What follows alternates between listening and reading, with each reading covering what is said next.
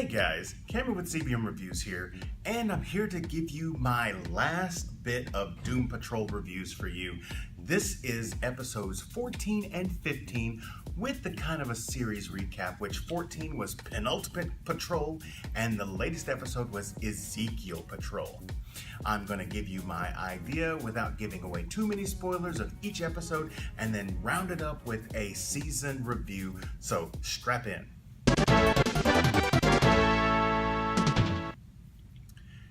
Thank you very much for clicking on this episode, and thank you for staying along this whole Doom Patrol ride, even with all the rocks and bumps and everything like that. If you're a fan of TV series reviews as well as comic book movie reviews and that sort of thing, click that subscribe button. And if you want to know as soon as I post anything, hit that notification bell. You'll know as soon as a video goes up. I was not the most familiar with this series, Doom Patrol, or the characters that were part of the Doom Patrol: Robot Man, Negative Man, Elastic Woman, Crazy Jane, and the Chief.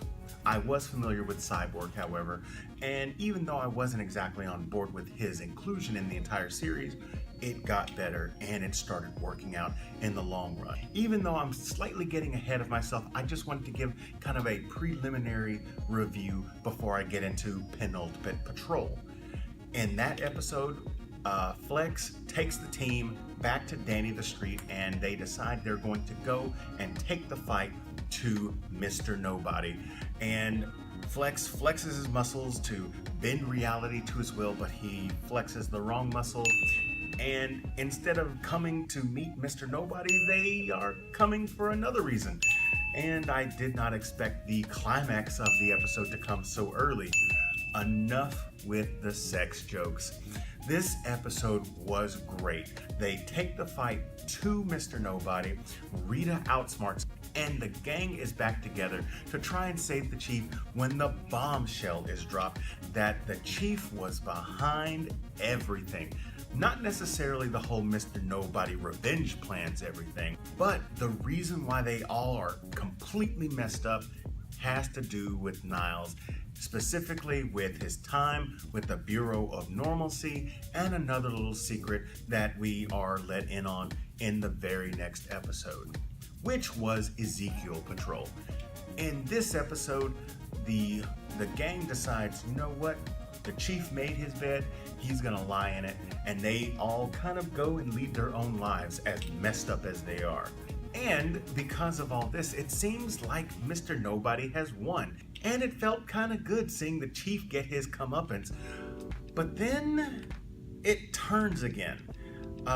Throughout a couple of episodes, there's been this cockroach that has been sort of an announcer or proclaimer, and his name is Ezekiel.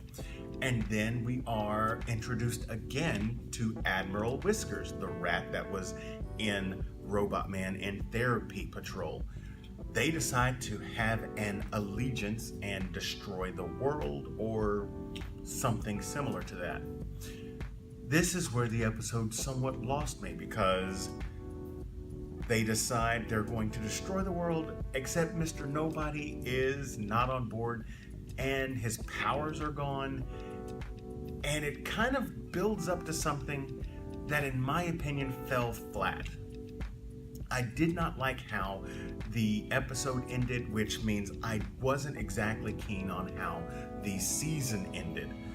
For the most part, this story about character development and team building and trust and relationships, the fact that I was able to click with these characters that I wasn't familiar with before, the fact that I was able to see relationships build no matter how tumultuous the building was, it made me actually have feelings for what happened as each episode rolled along, which makes it even more disappointing that it ended in such a whimper that I'm still kind of confused exactly what happened with Mr. Nobody, what happened with the Beard Hunter, what happened with Danny the Street. I don't think they even mentioned the Chief's daughter the entire series until like the last 25 minutes of the episode, and that was something that I really particularly didn't like. Springing something on us at the very end without any kind of warning, especially how they decided to